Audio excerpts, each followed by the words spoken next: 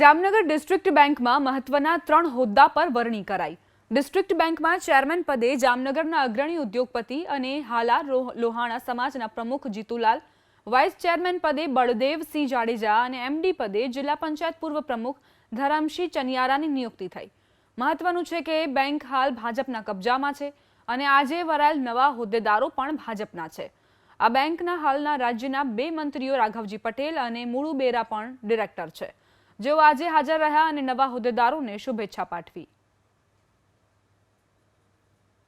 ભારતીય જનતા પાર્ટીના ગુજરાતના શીર્ષ નેતૃત્વએ જે મારા ઉપર વિશ્વાસ રાખી અને મને આજે જ્યારે ચેરમેન પદમાં નિયુક્ત કરવાનો આદેશ આપ્યો છે અને હું અહીંયા નિયુક્ત થયો છું, એ બદલ હું જામનગર જિલ્લા ભારતીય જનતા પાર્ટીનું શીર્ષ નેતૃત્વ અને હાલારનું શીર્ષ નેતૃત્વ અને ગુજરાતના શીર્ષ નેતૃત્વનો હું ખૂબ ખૂબ આભાર માનું છું અને એમને મારા ઉપર મૂકેલ વિશ્વાસને હું સાર્થક કરવા માટે, ખેડૂતોના હિત માટે અને સહકાર જે સરાફી સંસ્થાઓ છે એના હિત માટે અને વેપારીઓના હિત માટે હું પૂરતા પ્રયત્નો કરીશ, એની આ તકે હું ખાતરી આપું।